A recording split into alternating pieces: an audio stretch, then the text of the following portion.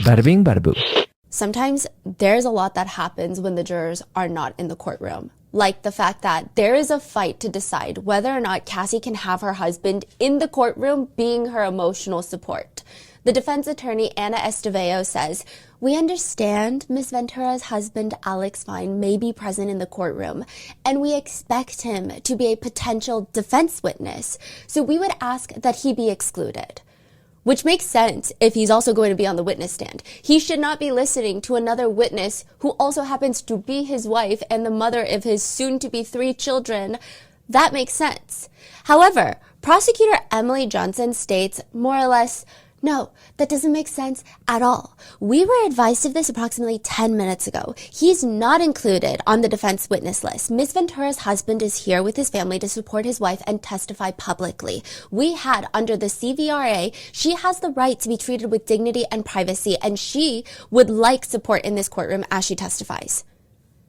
To which lead defense attorney Tenny Garagos even states, "If I could just elaborate. What we have given the government is a witness list for our case in chief. The reasons are important because at this time, we can't really tell Your Honor who we know we would call. At this time, we can't say who definitely would call, and we certainly..."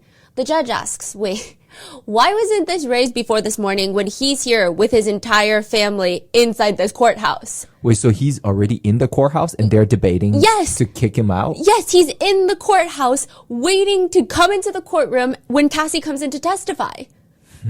Cassie's brother is here, so is her cousin. Your Honor, I apologize. I brought this up to Miss Comey, but not Miss Johnson yesterday. This is my fault. And then I didn't follow up on it last night. I apologize. We're not looking to not have her support people. Her brother is here who was around all the while in their relationship, and we have, our application, Your Honor, is that Ms. Ventura's husband not be in the courtroom under Rule 615. Rule 615 is basically the don't be listening if you're going to talk rule. The rule provides courts with the authority to exclude witnesses from the courtroom to prevent them from hearing other witnesses' testimonies. I mean, the whole point being, it's to prevent witnesses from tailoring their testimony based on what they hear from other witnesses. So, for example, if everybody saw the defendant, this is not about Combs, just like a hypothetical defendant, if they saw him kick a koala, then it would be unfair for the group of people to hear each other testify about how he kicked them, what he said after he kicked the koala, and then they all testify in a row. Another thing that the defense points out is that Cassie's husband, at one point, did send a threatening message to the defendant, Combs. When Cassie and Combs were in the midst of their breakup, he sent, quote, "several very threatening text messages to our client saying that he would like to beat the F word out of his old..." Just several words that I will not repeat on the record. There are several threatening messages that my client received that we got in discovery from the government. And the reason we didn't put him on our witness list, of course, was because the witness list is for the defense's case in chief. But there are several potential witnesses that, depending on how the government's case comes in, we would have to put on in our case in chief, basically saying, depending on how the government handles this direct examination of Cassie Ventura, they might come in with forcing Alex Fine to testify. Okay.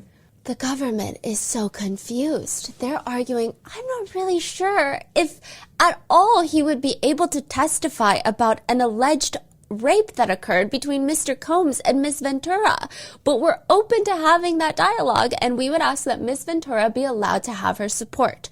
Her people, including her husband, here in this courtroom. She has various rights under the Crimes Victim Rights Act, and we would ask that he be allowed to be present. And this is happening the morning that Cassie's to testify. So she's in the courthouse, and they're arguing whether or not her husband be allowed in. The defense, they do something interesting, though, because once Rule 16 is invoked, I mean, there's really nothing you can do about it. Once it's invoked, it's mandatory. You can't let him be in the courtroom. However, the defense, they come in swinging. They're like, no, we might call him on the defense witness list. He can't be in the courtroom. And then later they pull back a little bit and they state, we understand she would like her support people. If he wants to come into the courtroom today before we talk about the 2018 time period, we are fine with him remaining in the courtroom until then. We would just ask that he be excluded once we get into that time period. Eventually, it is agreed upon by the parties that Alex Fine, Cassie's husband, will only be removed for that particular part of Cassie's testimony. And it's hard to say what the real reason is on why the defense perhaps did not want Alex Fine in the courtroom. That's what I was wondering. I don't know. I mean, who could say, right? It could very much be that they're going to call him up as a witness, or it could also be the fact that from the moment that Alex Fine walks into that courtroom, because I was sitting behind him for most of the testimony days of Cassie, like directly behind him. Like he's in the row in front of you. Like you're literally right in front of him. If I lean my head forward because the pews are kind of smashed together, I would headbutt his back. Wow. The whole time when he walked in, he had his head held high, his chest out, and he stared a lot at Sean Combs and all of his family members. And let's just say I personally would not want to be on the receiving end of that kind of stare.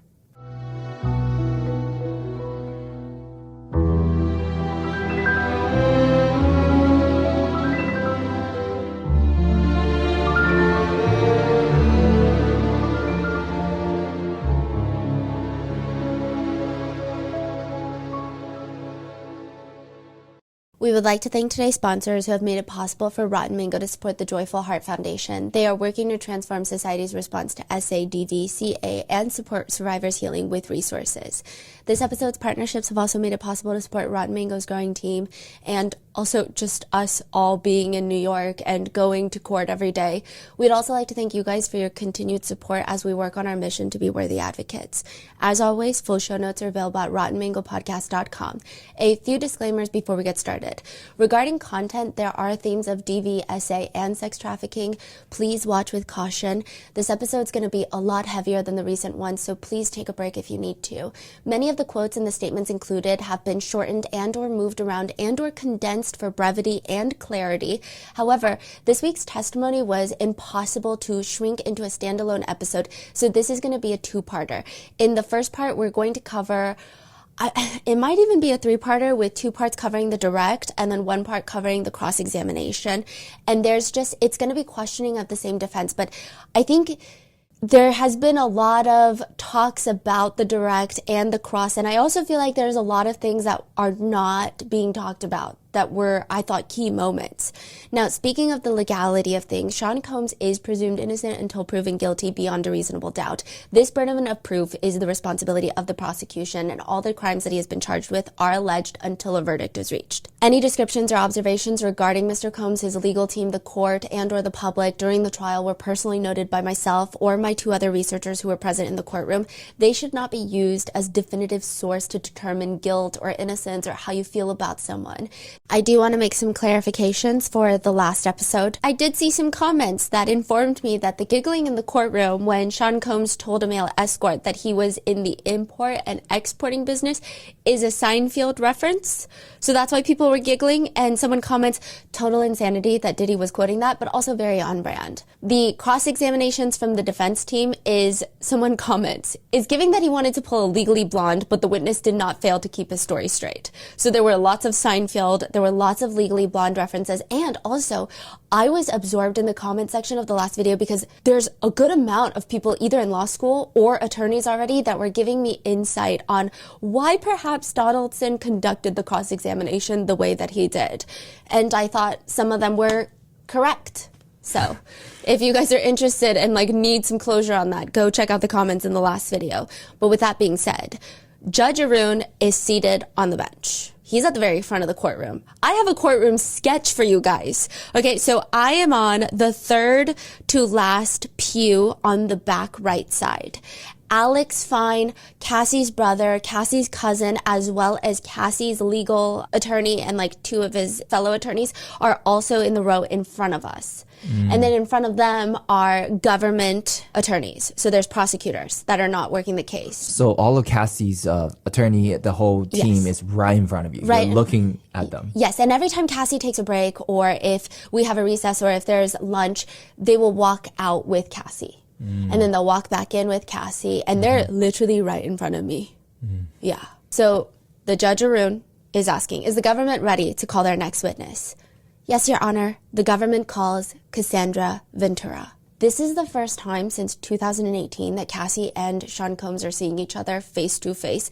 Out of one of the double doors from behind where we're sitting, the door opens and in walks Cassie. She's wearing the long brown dress that you've probably seen pictures of her in already. And there is so much tension in that moment. The main thing that I oddly recall in what I wrote down is the noise. Yes, I'm like visually seeing everything and I'm visually like trying to analyze everybody's faces. But for some reason, the only thing that stands out in my recollection of that moment and my memory is that it's the noise, like the sound of the door opening and the sound of her walking on the carpet, because I felt like it was that quiet.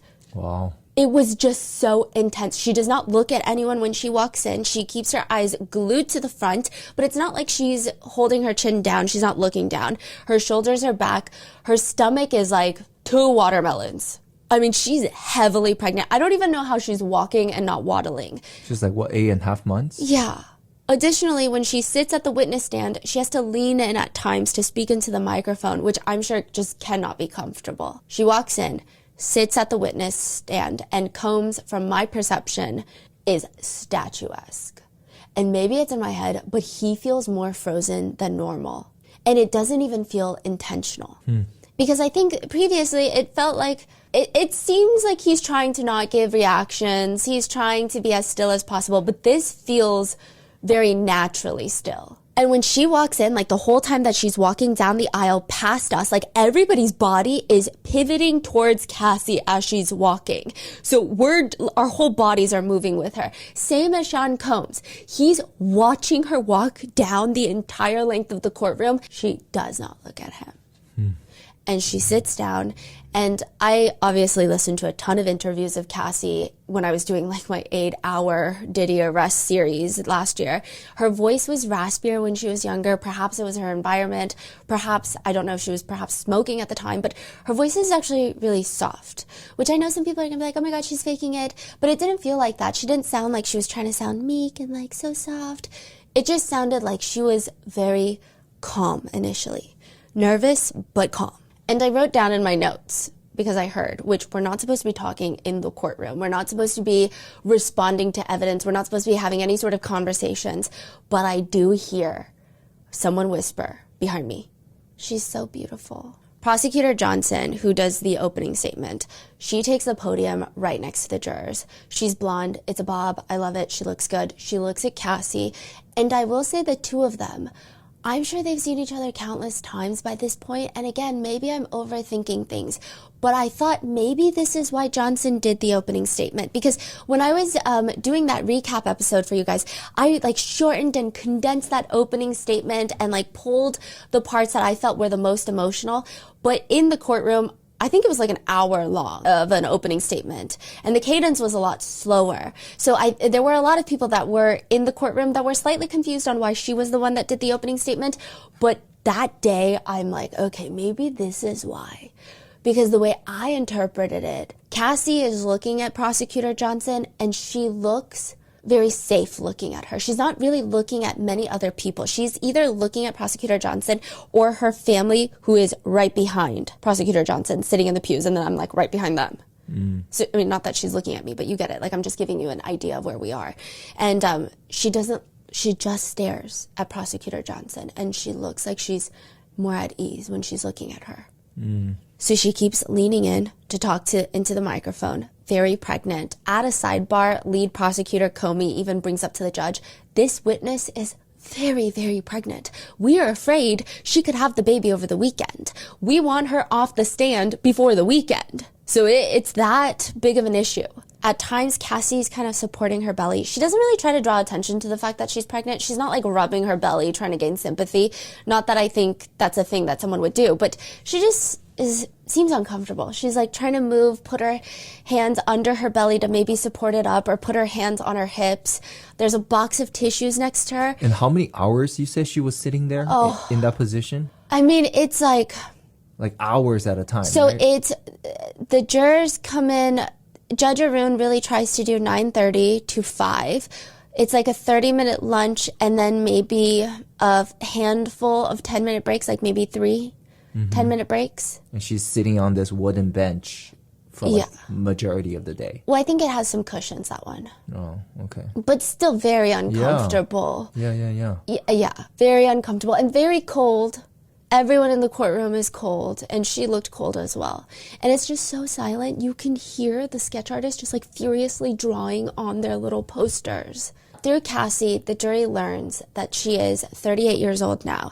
She was in an on and off relationship with Combs for a little over 11 years. She ends up signing to his label, Bad Boy Records, which notably, if you remember Notorious Big, Biggie was signed with Bad Boy Records before his murder.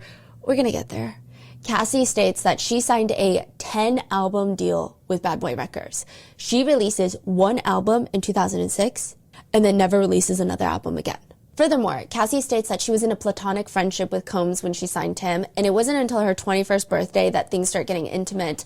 Side note, they are 17 years apart. Regardless, she says they go to Vegas to celebrate her 21st birthday, and that's when she's explaining, he kissed me in the bathroom of his actual suite pretty early in the morning. We had been up, all of us, pretty late. And that's kind of how she is for majority of her testimony. She looks very genuine in her thought, is the perception that I had. And obviously, I think I went in with biases, but she just, when she's asked a question, she looks like she's getting into that moment. She's like lost in that moment. It doesn't seem like she's stuttering of like, oh, I don't know, actually.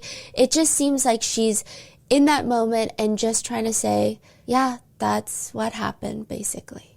That was kind of her energy throughout. She says that she was really confused whilst Combs is just like scribbling down notes. So there's like a few different modes that Sean Combs took during Cassie's testimony. He's either very stoic, very statuesque, or there are moments where it feels like he's intensely staring at her. He could be staring at the evidence screen intensely. He could be staring at the judge intensely, but it did feel like he was staring at her intensely at certain points. Or he's like just scribbling notes because, I mean, they're preparing for their cross-examination. So everything she says right now is very important for the defense team. And I thought it was very interesting because Mark Agnifilo, the lead attorney, he's taken a lot of notes. But Sean Combs is taking a lot of notes. And I thought about it and I was like, you know, that makes sense because he doesn't strike me as the type of person that will let the lawyers just do their jobs. He strikes me as the type of person that is trying to be an equal part of the team, that is giving his input, that's giving his advice on the strategies. And Mark Agnifilo, he's also two modes throughout all of this. He's either like furiously writing on his legal pad or he's like leaned back in his chair like he's watching a movie. Like, it's two modes. It's either, like, just passively viewing or just furiously taking notes. Cassie says, I think I was just really confused at the time. Again, young new artist, like, just really didn't know the lay of the land when it came to things like that. So, in my confusion, I just kind of cried and ran out. So she said that they kissed in the bathroom. She cries and she runs out because she's not used to any of this before. She doesn't even understand it. This is the executive, the owner of Bad Boy Records, the label that she's just signed with. She says, yeah, I mean, I was pretty naive, I would say. I think the part that made it a little more confusing, maybe, to add some context, is that Combs was in a public relationship with Kim Porter at the time, and Cassie was publicly dating a producer named Leslie. Cassie says she did not want to kiss Combs, not in that moment. But eventually they come back to New York and they start hanging out more. He was getting his apartment renovated, so she would meet him up at the hotel that he was staying at, which was, interestingly enough, the Trump Hotel in New York City, which there's always been conversations happening about the connection between Diddy and Trump. But Cassie says, even the first time she was invited to the Trump Hotel, she describes the feeling as, I mean, initially a bit nervous, and then just like being a young artist, excitement, of course, and okay, we're going to talk about music or we're going to talk about what's next. I think it's a lot of, in that time period that's just kind of hazy because it was a while ago, but just nervous and excitement. A while later, she elaborates on the hotel visits, and this is all the while, Combs, Agnifilo, scribbling in their notepads. I think it was nervous excitement. It also just made me feel sneaky. I didn't know. I was curious, but of course I ended up here and wanted to be like around him. So that was just kind of it. I was like, okay, I'm here. Leaving, it was just always confusing because I really didn't know what I felt. I felt like I didn't know what I knew, that I was making decisions for myself or not. I feel like I was just like, here I am. I don't know how to explain that. But through the hotel meetups of them just talking about these projects, they start developing a lot more comfortable relationship with each other. And then, quote, I remember being introduced to the idea of oral sex. It wasn't something that I really understood or did at that point, and he basically taught me how. So that's when the relationship starts turning intimate. Cassie says she becomes one of his girlfriends. And at the time, she didn't even know. It wasn't really confirmed per se, but they were always spending intimate time together. So she assumed that they're boyfriend and girlfriend, yes.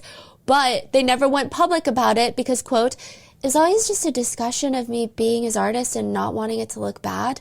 But I also know it was because of his family and his children and other things that were personal for him. He's also publicly linked with Kim Porter around this time. Kim Porter being one of the mothers of his children to 3 of his 7 children. Well, actually, technically 4 because of Quincy. Right. Yeah, okay. so that's interesting because Quincy is Kim Porter and Albie Shore's son that Diddy claims he's adopted. Albie Shore denies that he's not been adopted by Diddy. And then Christian King Combs, and then you've got the twins. So technically 4 of the 7.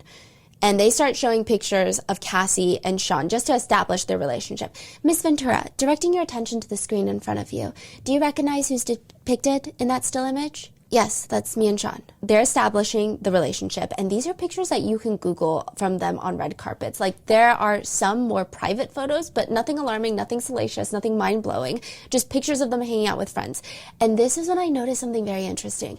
And I thought, okay, maybe I'm thinking too deep into it. My researcher right next to me is like, no, you're not, because she took the exact same notes, and we're not looking at each other's notes in the courtroom. We're not talking, we're not allowed to, right? But when we came out, it was interesting. So when there were pictures of just Cassie on the exhibit screen, which is to the right of Alex Fine. Mm-hmm. So we all Cassie is directly in front of Alex Fine. Mm-hmm. And then Diddy, you kind of have to pivot a little to the left, or your eyes can pivot, but your head can pivot.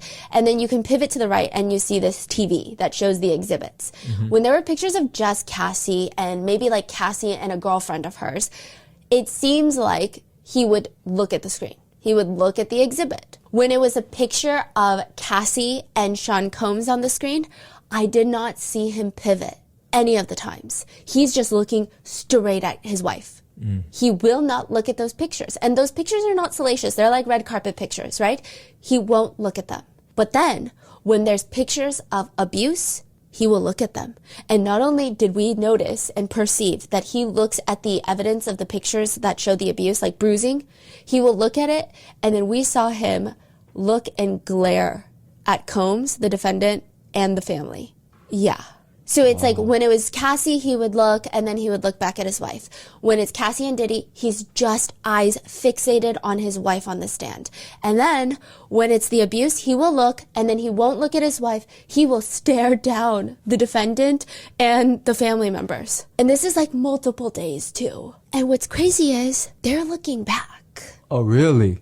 They're making strong eye contact? At one point, and like at the risk of sounding super dramatic, Janice Combs is a very intense woman. She's very tiny. She's a short little lady, That's okay? Sean Combs' mom. Yes, this is Sean Combs' mom. She comes in like a lot of people. I did overhear hallway talk of her choice of wigs. She'll come in, big old sunglasses, like just kind of interesting outfits. And she's a tiny, tiny little lady, but she is terrifying in my opinion. There's something about her that is so terrifying. I feel like it's the 3 people in the 3 different generations. The way that Janice Combs, Sean Combs, Christian King Combs stares at people is similar, and it makes you want to pee. Like, especially if you're not expecting it and you feel like they're looking in your general area. Not that I think that they're ever looking at me, but you get the idea. If you feel like they're looking in your general area, it kind of gives you a type of feeling. So there's this moment where Janice Combs, Sean Combs' mom, I thought she was side-eyeing me. Not that I am anybody, but like, just because I look over there, she's 2 rows ahead of us, but on the left side. So diagonally 2 rows. But for Alex Fine, she's only 1 row ahead, right? Yeah. And I see her, and she's like, her head is still towards the front of the courtroom, but her eyes are peeking over her sunglasses, and it is the most intense side eye I've ever seen from anybody. And I was thinking, what did I do? Like, did I accidentally bump into her at the restroom? She was not looking at me. She was looking at Alex Fine. And she held that glare for, oh my God, it was the longest glare ever. Really? Was it Alex aware of that glare or? I don't think so. But it was a really long glare. Just so intense. And with that, there are a lot of things that have gone viral now with the direct questioning or the direct examination by Prosecutor Johnson. So she's standing at the podium. Ms. Ventura, do you recognize who is depicted in Government Exhibit 2A501? Yes? Who is it? Scott Mescudi or Kid Cudi, as people know him? We dated in 2011. We worked together for a brief period.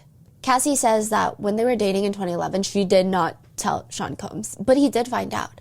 How did he find out?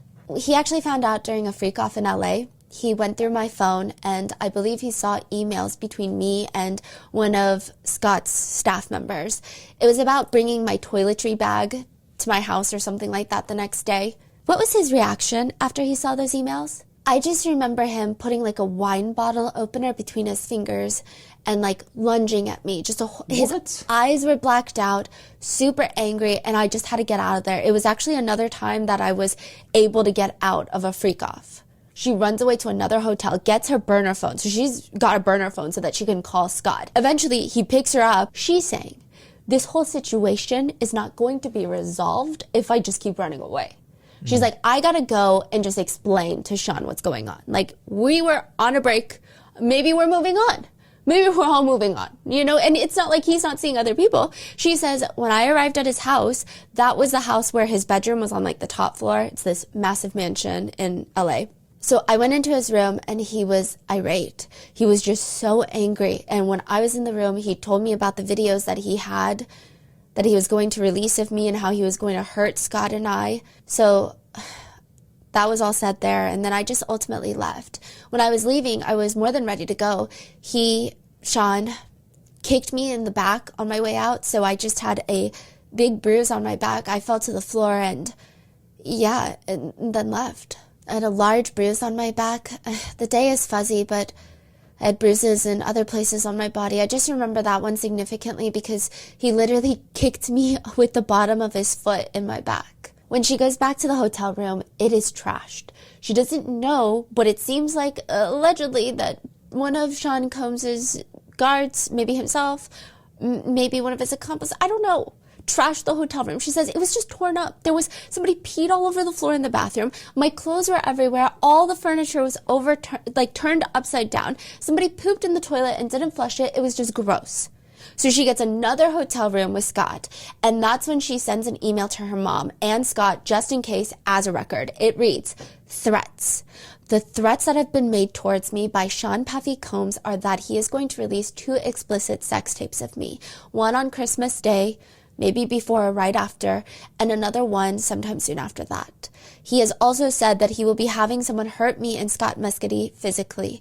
He made a point that it wouldn't be by his hands. He actually said he'd be out of the country when it happened. Wow. Soon after that, Cassie flies home to Connecticut to be with her mom. And within hours, her mom is taking pictures of her giant bruises on her back because she's like, no, something's not right. You abruptly fly to Connecticut and now, like, what happened? I'm sure her mom has like a sixth sense. This is her daughter. Cassie tells her mom that, no, this is the first time that Sean Combs has ever been abusive. She says, I just wasn't ready. And I was also just terrified. Because the prosecutor is asking, why didn't you just tell her the truth? Like, that this has been going on for so long. Like, it's not normal. What's not normal? Just constantly being bruised up by the person that you love or that says they love you. Like, you can't justify it to anyone, just especially not your mom. At that point, Cassie requests that Scott and her break up. At this point in the testimony, Cassie requests a break. And so she walks out abruptly. Her husband is also following her out. Now, I will say that Alex Fine the whole time, he doesn't look happy, especially when he's looking in the general direction of where the defendant and the defendant's family are sitting. I would not even say that he looks stoic or neutral. He looks kind of pissed. But when he's walking out after Cassie requests a break, he looked like he was like ready to burn the world down for her. Really? Yeah, he looked very upset, but in like a protective way. It didn't just look like he's like, oh, I'm so angry, you know? he seemed very upset. Like, I think he's upset at the fact that his wife is going through this. After that break, Cassie comes back to tell the court that in Connecticut, because Kid Cudi had come to Connecticut with her, she just wanted to break it up with him. She said it was too much danger, too much uncertainty of what could happen if they kept seeing each other. When you say danger, what specific danger were you worried about? I mean, Sean said to me before I left LA that he was going to hurt the both of us. And I at least took that in my mind, like, if I stay in this situation, we both will be hurt. If I don't, no one will be. He mentioned that when we were out of the country, that Scott's car would be blown up. He wanted his friends to be there to see it. When you say he wanted his friends to be there to see it, who is he? Sean wanted Scott's friends to be there to see the car get blown up in the driveway. This is what I said a few months ago about Kid Cudi and his car. But after that incident, Cassie Combs and Kid Cudi do end up meeting up with each other, and this is like information that I have not come across until the testimony, at Soho House in LA. The purpose of the meeting was to discuss the relationship that we were no longer in. Yeah, and the only thing I remember from the end was Scott asking Sean. Scott said, "What about my vehicle?" And Sean said, "What vehicle?" And that was the end of the meeting. Wait, they met up and talked about, we don't know. Yeah. At all. Just that they're no longer seeing each other. Okay. And that was the part with Kid Cudi that everyone has been talking about. And I think the internet has been speculating that potentially he could be called to testify. Kim Porter was brought up a lot. And I think it was interesting for her to be brought up in the presence of also her children. Now, a picture from the 2006 BET Awards pops up on the exhibit screen. And it's Kim Porter, Combs, Cassie, and a woman named Sherry Dennis. They're all on the red carpet. Who is Kim Porter? Kim Porter was Sean's ex from before me and the mother of his children. So far, Kid Cudi, Kim Porter have come up, but there hasn't been much discussion that we didn't already know from like a few months ago about the two of them. But also, the infamous Suge Knight comes up. If you need some context, it's like, I genuinely think Sean Combs lived 10 different lives. Suge Knight is like from 5, 6, 7 lives ago. Cassie says, Combs and Suge Knight's, yeah, we're rivals. There's actually quite a bit to unpack with Suge Knight. And this is how Cassie describes the incident at the Melrose Diner where Suge Knight is shot. And there's speculations that Sean Combs had something to do with it. Cassie says, Sean and I were having a freak off at one of his homes in LA. And I just remember we were kind of like just chilling at this point, and D-Rock, one of the security guards, came in and he said that Suge was down at Mel's Diner, which was just right down the hill. And they quickly packed up and drove down there. What was your reaction? I was crying. I was screaming, like, please don't do anything stupid. I was just really nervous for them. I didn't know what it meant, what they were going to do. I saw them get dressed and leave the house. And you mentioned that they returned. Is that correct? Yes. Approximately how long between when they left did they return? It really wasn't that long. I couldn't imagine. It was probably like definitely less than an hour, 30 minutes, 30, 45 minutes tops. When they get back, the prosecutors, they now want to focus on the guns. Have you ever handled Sean's guns? Handled? I've been handed, yeah, but scared. Who handed a gun to you? I don't know specifically who, but it was some security guard in the car. Approximately when did this happen? And what do you recall about that night? I just remember we took mushrooms and I was like really high and I was handed the gun to just hold in my bag. But I was just freaking out the whole time that it was going to go off. I hadn't used or learned to operate a gun at that point, so... Wait, is this like kind of like the J-Lo situation? Yes. So this might be important later because if you guys remember, there was an incident a while back, and this is when Sean Combs was reportedly dating Jennifer Lopez. There was a nightclub shooting, and it is alleged that J-Lo had a gun in her purse as they left the nightclub. But Cassie states she had that gun in her bag. It was in my bag for the duration of the club visit, so like about an hour and a half. And how did you feel while the gun was in your bag? Just... terrified. I didn't want anyone to touch me, come near me. I just stayed like sitting in the back. After you left the club, what did you do with the gun? As soon as we got in the car, I gave it to whoever the security was. I just didn't want it. I had no idea why I had it in the first place, and I just wanted to not be holding a loaded gun if I was.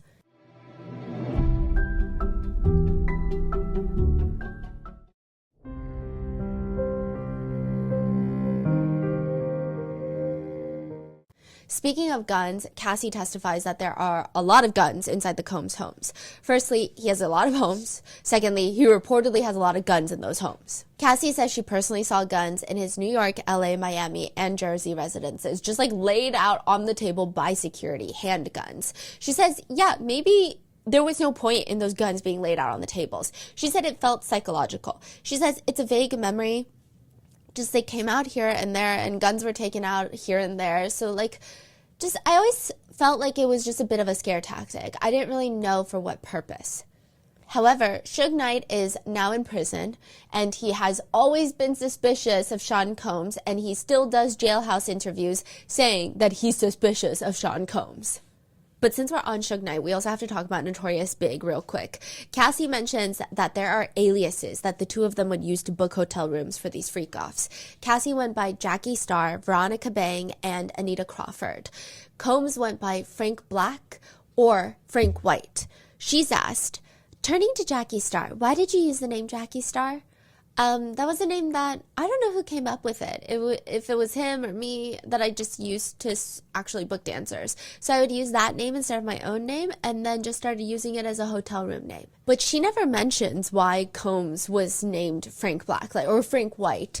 But if you look online, Biggie Smalls would often refer to himself as Frank White. He got the name from a movie character who, quote, goes from ashy to classy, and he would sometimes be called Black Frank White, because it's just a big part of his lore. So if you're not familiar with the Biggie lore, I will link that episode below, or just wait, because there have been whispers that the conversation is going to arise again. Biggie has since obviously passed, but there's whispers that it's going to be a bigger conversation later on. Prince is also brought up. What? Cassie is explaining that one day she was with her makeup artist, Myla Morales, at the Beverly Hills Hotel. And one of the friends, she's just there with a group of girlfriends. One of the friends is like, do you know that Prince is having a party at his house? He's going to perform. I mean, we gotta go. It's like a once-in-a-lifetime experience to see Prince at a private performance. So Cassie shows up. She says, we arrived and went downstairs. There weren't that many people there, and Prince wasn't performing yet. So we were just there, and I saw some executives from, like, BET. I saw different people that I knew through Sean, and then suddenly I heard that he was there. Prince or Sean? Sean. Huh. She did not tell him. Because, I mean, it's not like she was... I mean, she thought that if she told him, he was going to say no. It's not that he asked and she lied. She just was with her girlfriends. And then the night ended up at Prince's house at a party where there's a bunch of other people. Mm-hmm. Cassie says that she immediately books it out of there, though. Just like runs as fast as she can for the hills into the front yard because she could tell that he was angry. She says he came after her, quote, it's a little fuzzy, but the most distinct memory I have is like running and falling into the bushes in the front yard. And like, I don't know if at that point he was over me. I have no idea. I just remember falling in the bushes and then getting up quickly, getting into the car and getting back to the hotel. He follows her to the hotel where the makeup artist, Myla, is asleep on the couch. So he bursts in through the room. She's like, please, can we just like fight in the bedroom? And she says, we had this bad fight. He beat me up in that room. He was throwing luggage at me, just calling me all kinds of names. Is he just very jealous, controlling? Yeah. Now, there are allegations that before the trial, that Prince's name might come up during the trial. It could be referring to this. It could be referring to further allegations that Prince and Combs would party together. People thought it was strange. But most people seem to agree that the relationship between Combs and Prince was more professional, distant than close friendship.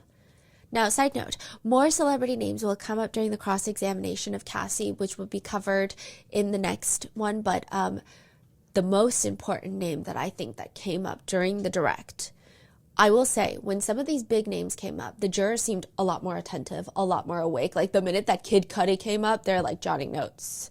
Like, these names are, I mean, a lot of people know these names, especially Kid Cudi for some reason. Now, there is this moment, though, where the government requests back-to-back exhibits to be shown to the witness, to Cassie, but also to the open court. And all of them are pictures of male escorts. Which, side note, Alex Fine does not appear to be looking at the pictures of the male escorts. And I don't think it's because he's upset and, like, shocked at his wife having gone through this. Like, some people are trying to make it seem like, she had so many partners, he's so disgusted. It just looked like they are at a different stage in their lives now. They have to come and testify, but they have a family, and He's just choosing not to look at the photos. Like, that's how I perceived it. Now, she's responding to the ones that she recognizes. She's like, this one is Islander. He was hired for freak-offs, and I think he was on the site Latin Men. Next exhibit, I knew this one as, I knew him as Tommy. Next exhibit, I don't really recall his name. Next exhibit, I knew him as Skylar. And this is Jake. This is Greg. And then another photo pops up, and the jurors have zero reaction. But the press, there's shuffling in the press. People are like writing in the press. Like, you just hear pens on journals. Miss Ventura, who do you know the individual depicted in Government Exhibit 2A624 to be? Jonathan? It's Jonathan Odie. Do you remember him?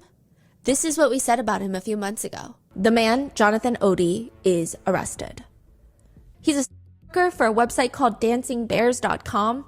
It's an X-rated website where male dancers put on big bear masks and have intimate relations with women. But he continues rambling about, quote, Obama is Osama. Trump makes his money on gas. Kill all the police in the street. Useless, good for nothing, nada. All of you. Laws are corrupt. Police death has come to you. You be judged. Die for now and for hell and for all of eternity. People in the streets are going to shoot you. He continues on his rambles. I have a settlement. I have a settlement with the former president of the United States, Obama. I have a settlement with the current president of the United States, Donald Trump. And I have one with P. Diddy. Excuse me? Jonathan Odie is brought into an interrogation room. Here's what I want you guys to know. Diddy and Ross, which they're good buddies, okay? And they're gay. Ross? Rick Ross. The police are confused. Who is? Diddy and Ross and Khaled.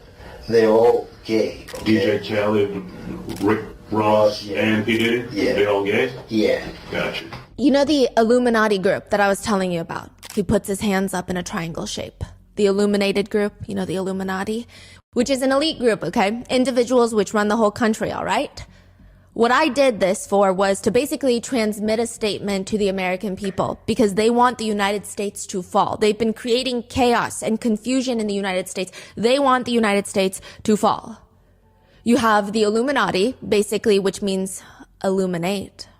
They do satanic ritual abuse, which is basically CIA mind programming techniques to their own family and kids, and they bond that way. They do animal abuse, killing of animals, blood sacrifices, and everything in the Bohemian Grove. You know, where the bushes go. Okay, how do I know this? Yeah, that's what I want to know. How do you know this? Sean Combs. Puff Daddy? Yeah. P. Diddy, whatever you call himself Yeah. these days. Yeah, go ahead. Yeah, he's part of what's called the Boule. The Boule is a branch of the Illuminati. Okay. It's the black people. Okay? I'm from Africa, so I'm not a racist. Okay. You're my brother, so I like black people. Okay. My mom, I was raised by an African woman in my house. Okay. And the police are like, okay, right, okay. So I have this settlement with Sean, and he belongs to that agenda. That's why he's so famous. They land over contracts. Okay. He leans in, he puts his arms on the table. I had sex with Cassie and Sean.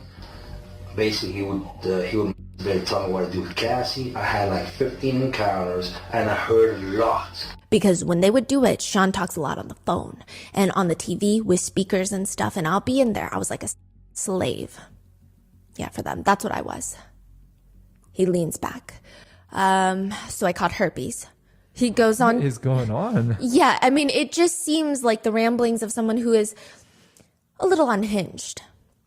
He leans back and he goes on to explain that Diddy's 2 attorneys asked him to turn in a video recording. Those 2 attorneys are also involved in Michael Jackson's death and the Illuminati.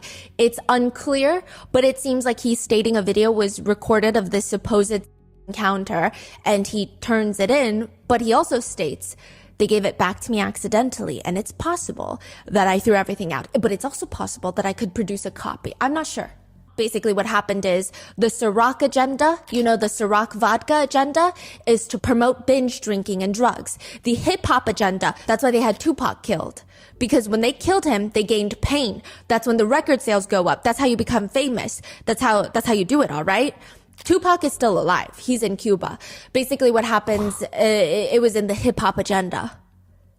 What? He alleges, in more simplified terms, they move drugs all over the United States. They move drugs in private jets that don't get screened within the United States domestically. They move all that dope in the private jets. They move what's called high-grade powder MDMA. They move cocaine. They move liquid cocaine in their bottles, too.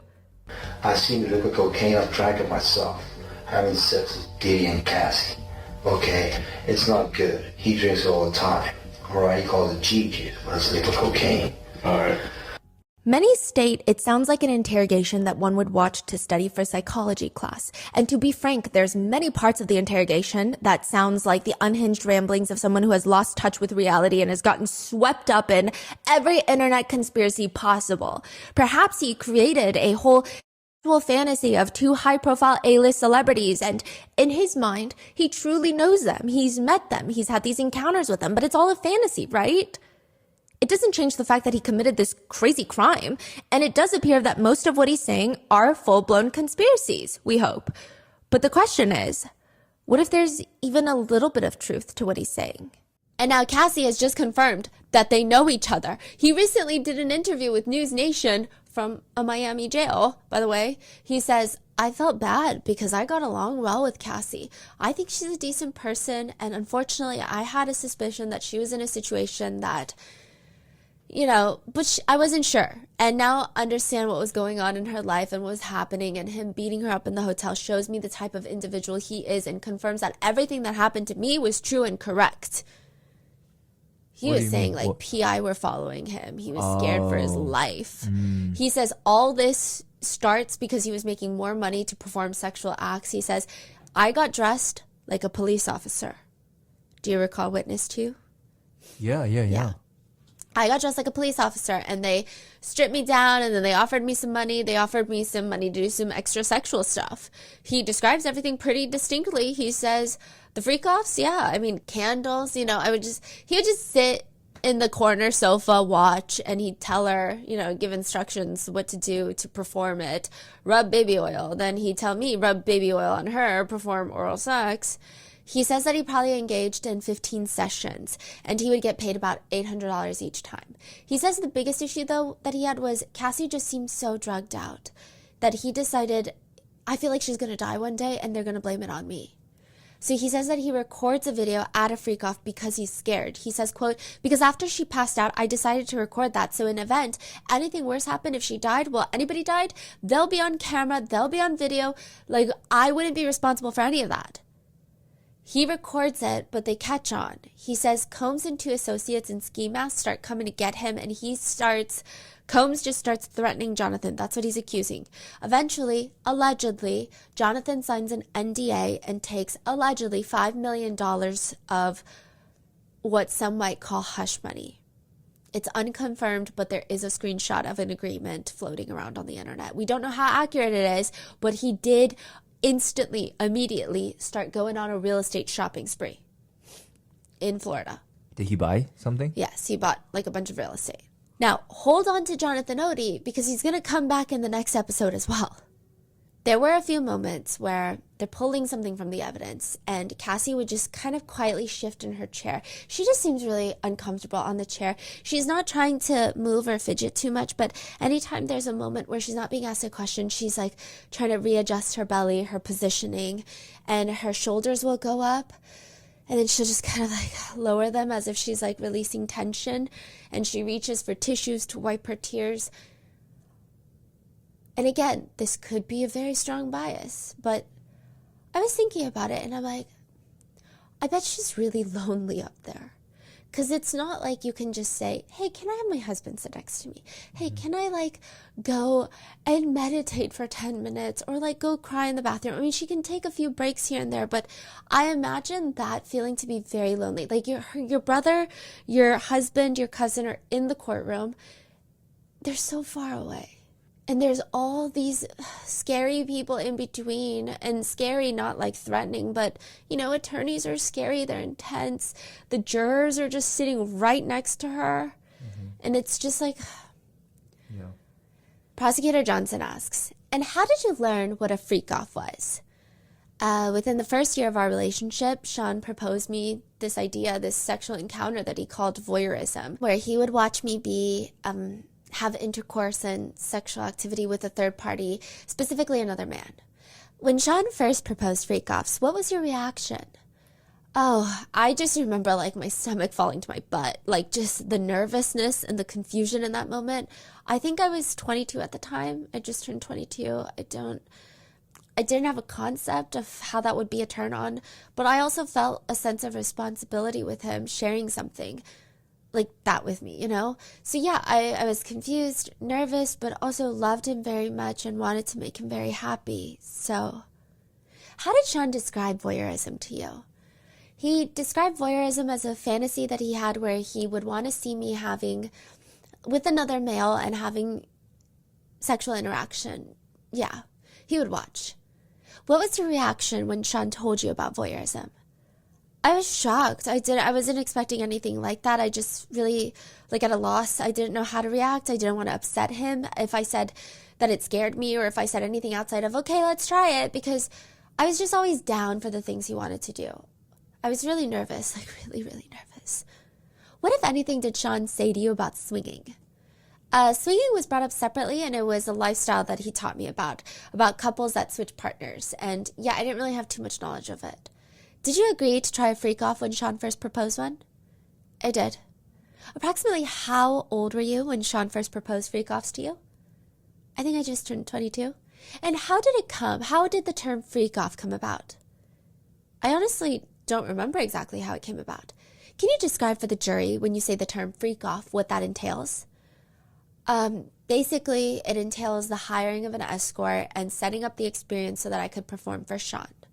And what did the performance involve at a high level? The performance involved...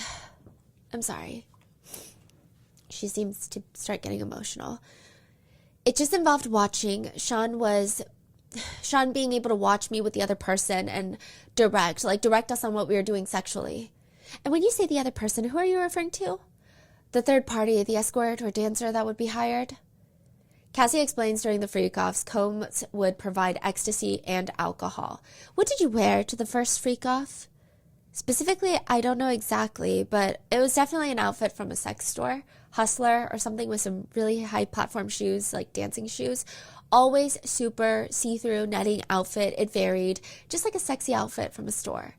What are some of the stores you would buy outfits at?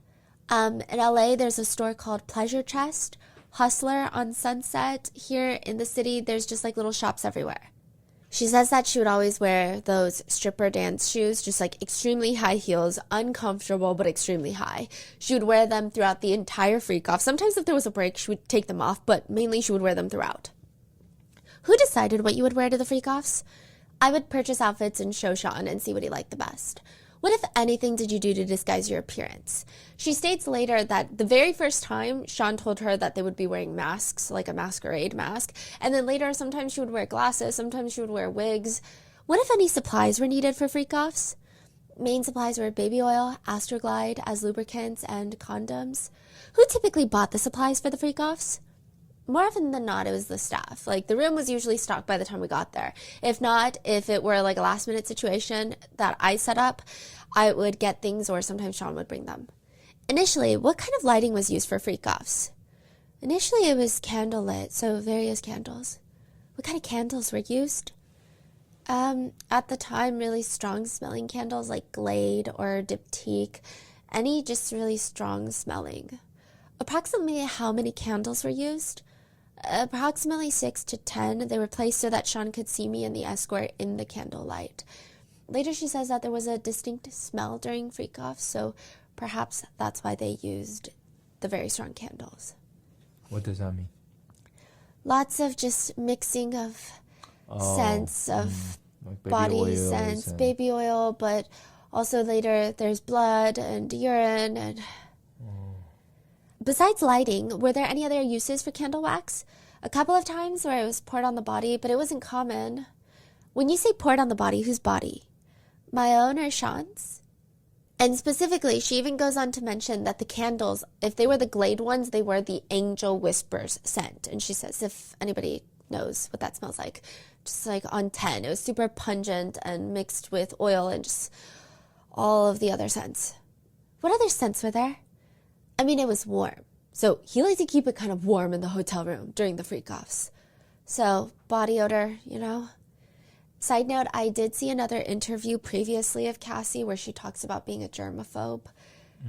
Yeah, and she does seem like very squeamish every time she talks about these incidents of like the freak-offs. How was the baby oil used during the freak-off? It was just as important as everything else being there. We used it quite a bit. Can you please describe what happened at the initial first freak-off? We took drugs, we had a conversation. Sean had a conversation with the dancer, and then shortly after he came down to the room and performed and stood in the doorway and danced for a little while I just watched and while Sean watched us. What happened next? It was just a gradual, I would say, every freak-off was like directed by Sean, like he knew specifically where he wanted everyone to be, the lighting and such. So the first session, we just kind of ended up getting closer and closer, talking to each other, and then eventually had to put oil on each other. Yeah. You use the word session. What do you mean by session? A session in a freak-off would be like one full time, the escort, until basically they finished. Do you recall how many sessions you had with the first escort at the first freak-off? I believe we had at least 2. After this freak-off, how did you feel? Well, I was high, so there wasn't too much feeling. I think it was a mixture of dirty and confusion, like, okay, he's really happy with me and I did something right, so just really confusing. I didn't know that what was going to happen after that. I didn't know if we were going to be doing it more frequently because I was willing to. I didn't know. So what, if anything, did you tell Sean about how you felt about the first freak-off? I honestly don't remember. She said within weeks he asked for another freak-off, and she responded in like the same kind of mixture of like nervousness, what am I going to do? But also I can't say no is the feeling. She says, like, I've already done it, and I ultimately said yes. Why did you feel you couldn't say no? Just didn't want to make him upset. Yeah, I didn't want to make him upset. I didn't want him to make him angry and regret having told me about this experience that was so personal. His trust meant a lot to me at that point. How frequently did you have freak-offs with Sean after they started? After they started, it became almost weekly, I would say. Who was in charge of all the aspects of the freak-offs you mentioned? The hiring, the setup, etc. Eventually it became a job for me, pretty much, to where I knew that it is something that he wanted to do. I had the contacts to set it up and get a hotel room and all of that. But in the beginning, Sean set it up. He was in charge. Where was the baby oil placed? We poured it all over our bodies. Had to be glistening. Which participants in the freak-off, if any, used the baby oil? Everyone? What temperature was the baby oil when it was poured on your body? It was always heated, keep the cap on it and put it in the sink with hot water and let it warm up. Who wanted the baby oil to be heated? Sean, you mentioned that the baby oil was used because you had to be glistening. Who told you that you needed to be glistening? Sean, it was his preference. How frequently would baby oil be applied to be glistening? Like every 5 minutes. It was a lot. He would, if he felt like we were too dry, he would let us know. What would he say? He would say, you're too dry, you need to put on more oil, or you need to be glistening, you need to be shining. Why did you know what to do? It was a very choreographed experience. Who choreographed it? Sean. During the freak-offs, who applied baby oil to you? I applied it to myself, sometimes Sean, sometimes the escort. How did you usually apply baby oil? You just squirt it out of the bottle? Approximately how many bottles of baby oil would be used in a typical freak-off? A lot. I would say definitely somewhere close to 10. Now, side note, there were some evidence photos, and they were using, at least I'm assuming they were using the larger bottles. She does confirm it was the larger ones. 10 bottles is about like $80 per freak-off, which I highly doubt Combs is worried about the price. But aside from that, that's a gallon of baby oil. 10 bottles is a gallon. I mean, if you were to use baby oil for typical baby care applications, parents would probably go through a gallon of baby oil in a year. Even a full body massage only requires 3 fluid ounces of oil per session. They're using 140 ounces, so that's like 46 full body massages. Even if you were to get a massage almost every week, you could last almost a year with that much baby oil. So it's basically a gallon dumped in the middle of the room. Yeah, a hotel room. Yeah, and how do you even clean baby oil? Oh, It yeah. doesn't even make sense. Yeah. Now, obviously, this doesn't cover the people who use it for professional settings or for extenuating circumstances. Typically, athletes will use a lot of baby oil, but this is still an abnormally large amount of consumption of baby oil. Now, just to remind you, though. But that wouldn't Yes. that mean like all of these hotels kind of know about this then? There, Because there were some tweets circulating of employees at hotels that were like, hey, so Diddy just stayed at the hotel that I work at, and I'm telling you he's nasty. And like people didn't really put two and two together because it's like, what does that even mean? And like you kind of assume that celebrities have wilder sex lives, quote unquote. Just to remind you, though, authorities said that they seized 1,000 bottles of baby oil during the raid on his homes. Like thousands of bottles, which is exponentially more money. But aside from the cost, once more, it is an insane quality. To which even before the trial, Agnifilo said he probably bought it in bulk, like a lot of Americans do at the local Costco. I'm paraphrasing, and I do think that before the trial started, I was like, sir, what a crazy thing to say. I think you're absolutely insane, and you got a few bolts loose, right?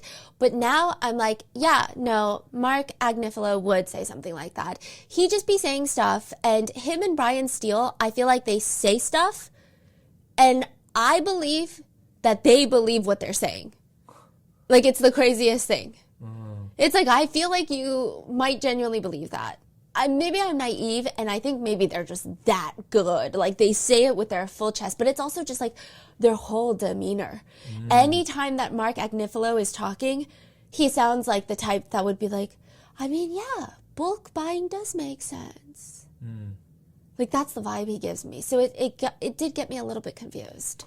I mean, maybe they're just super convincing, and maybe that's why they're getting paid allegedly 7-8 figures to be on the defense team. I don't know. Both of them do have that teddy bear dad aura, which I'm saying this because I'm sure the jurors are also receptive to the attorney's vibes and energies inside that courtroom, especially when you're there all day, Monday through Friday. I mean, like you can't avoid people's like quirks and personalities and sometimes charisma. Now, I do think, interestingly enough, Brian Steele and Mark Agnifilo are more charming when the jurors are not in the room. really, During like the hearings. what does that mean? So they'll be talking to the judge about even like debating that Cassie's husband shouldn't be in the room, right? And I don't think that action is charming, but it's the way that they phrase things and the way that they try to make jokes at certain times. Not jokes because nothing's funny, but like there will be an awkward moment and they'll kind of lean into the awkward moment.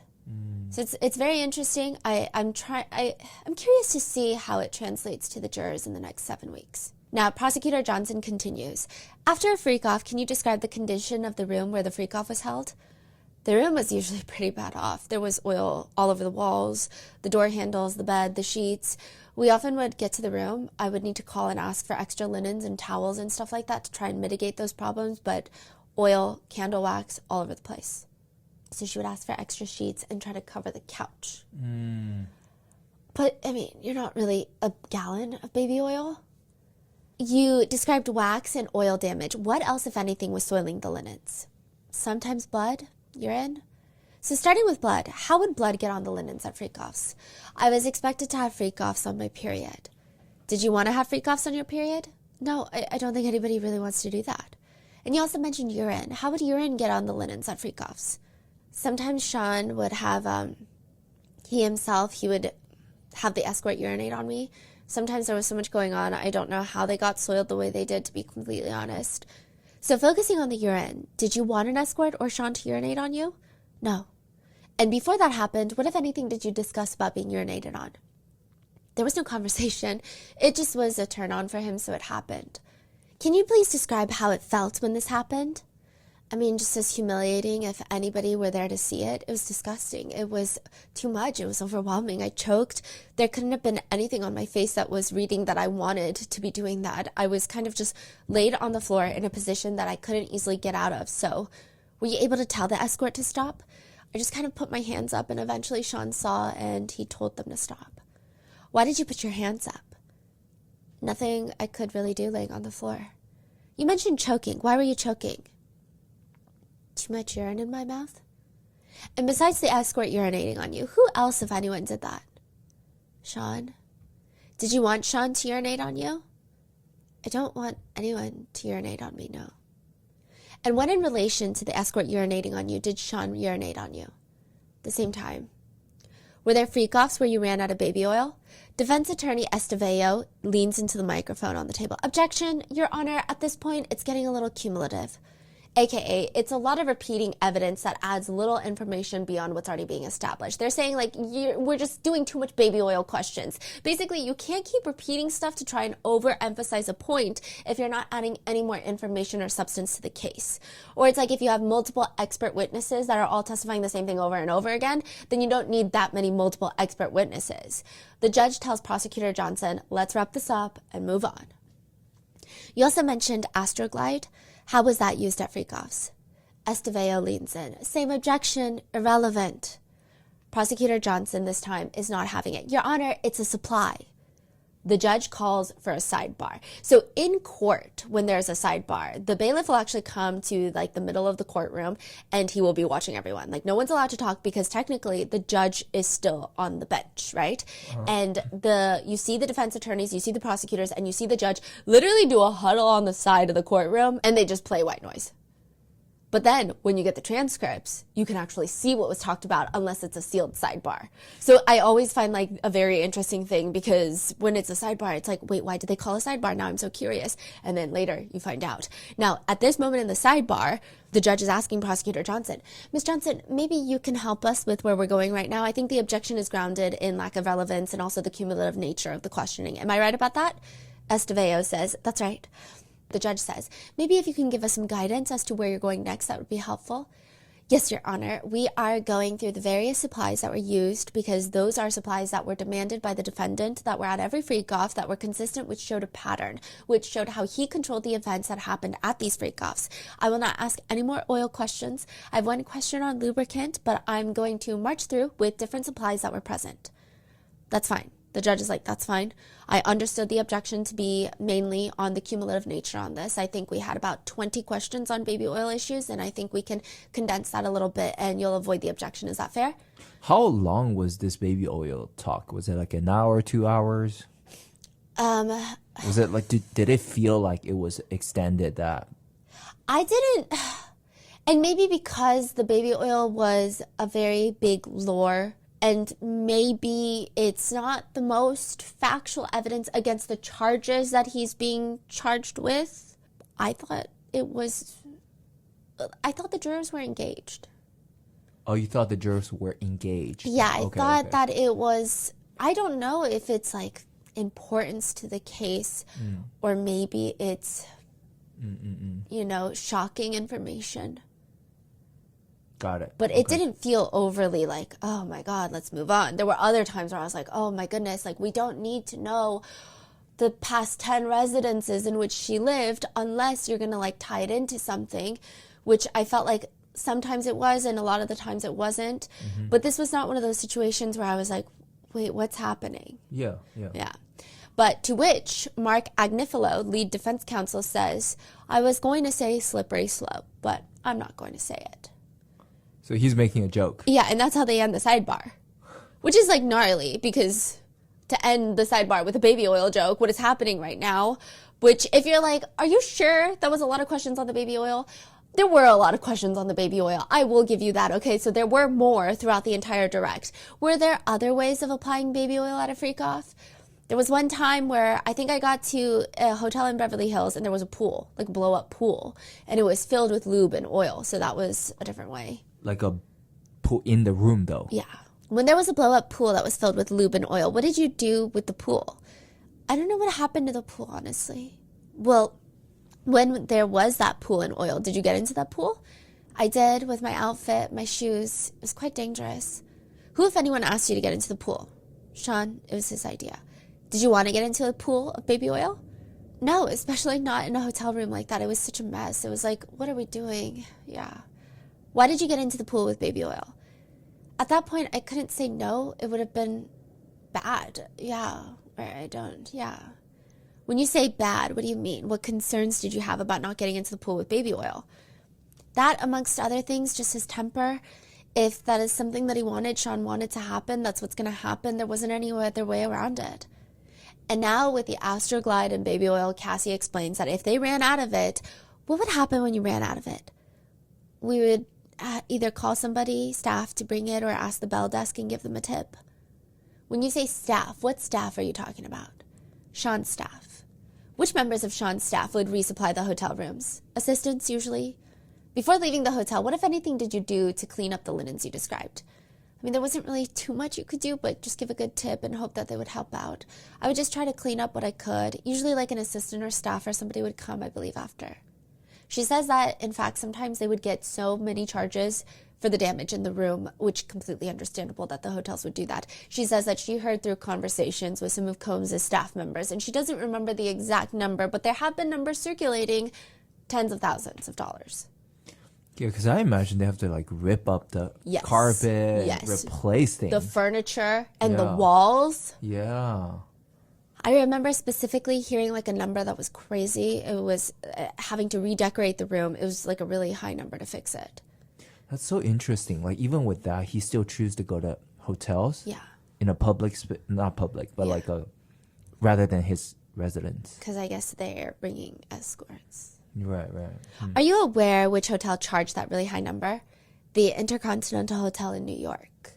Which, side note, Cassie says once the freak-offs became her job, Combs would just tell her what to do, and pretty quickly, over time, she says, I knew that it wasn't something that I wanted to be doing, especially as regularly as it became, but again, I was just in love and I wanted to make him happy. And I didn't really know what no could turn into. What do you mean by that? Making him angry, very honestly, also making him uncomfortable that I knew this thing and that I no longer wanted to do it. Ultimately, at that point, Sean controlled a lot of my life, whether it was my career, the way I dressed, like everything. And I just didn't feel like I had much say in it at that time, being like super, really young, naive, total people pleaser. I didn't know if he would be upset enough to be violent or if he would write me off and just not want to be with me at all. Eventually, Cassie says there's the element that she was scared that there was also so much blackmail material. She basically felt like, quote, if I didn't do it, that it would be hung over my head in that way or that these things would become public. Which, from my angle and perception, it looks like Combs is shaking his head lightly, which I feel like he does this often when he wants to either show the jury that he doesn't believe what she's saying or a strong, like, no, this isn't what happened. It's like a very, like, no, why would she say that? No, I disagree. This is crazy that she's saying that. He doesn't do that when it's discussing violence or even parts of the freak-offs itself. That's what's very interesting. It's always like moments like this. Blackmail. Yeah, and then there was another point which it's like the same, slightly similar questions, so I didn't include it because I mean, the direct examination was over the span of 2 days. It's over 10 hours. But in one point, she says, like, he has a lot of resources. Mm-hmm. And, like, he was just shaking his head no. I wonder if that has, because it's so related to the RICO charge and trafficking, maybe blackmail. And so he's just shaking his head lightly. And she says initially that these videos were recorded on like small tape-filled cameras. And then eventually it morphed into iPhones, iPads, computers. They were recorded on both Cassie and Combs' devices, which sometimes they would later watch the videos together. Cassie says, I would watch them with Sean afterwards usually when we were having intimate relations. But I also, if I saw them and I was on my own, I was deleting them. She says if she sees a video on her phone, she's erasing it. I mean, she's asked, why did you delete the video that you found on your devices? It's humiliating, disgusting. I never wanted anyone to see me like that. It just was not okay for me. And I felt like it was just tossed around. Like the idea of it was tossed around like it was nothing, like objectifying me and putting me in these really compromising, gross positions with strangers that I just... She says that she would frequently ask Combs to delete the videos on his devices, especially because so many assistants, staff members just constantly have access to his phone and his computer, but he would just threaten to blackmail her with them whenever he was upset about something. She says, quote, he just wanted to hurt me. How frequently did he bring up the freak-off videos to you? I mean, once is too much, but several times. Cassie says that she was so scared that he would be mad enough to put them out, and then I would have to answer to my mother. Like, I just feared for my career. I feared for my family. Just embarrassing, all of it. It's horrible and disgusting. Like, no one should do that to anyone. It could ruin everything that it worked for. Just make me look like a slut. I would be shamed. Like, I wasn't supposed to be on those videos. She's saying, like, she didn't even want to be there. I mean, the leverage of having an incriminating or derogatory, humiliating video of someone telling them they're going to release it if you don't behave the way that they want you to, or whatever the case may be, it was just always like that. Like, that was a big part of our relationship.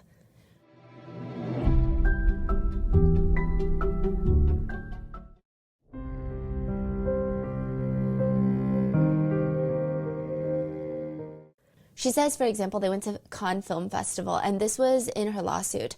But on their flight back home, it was a commercial flight where there's a lot of other people nearby.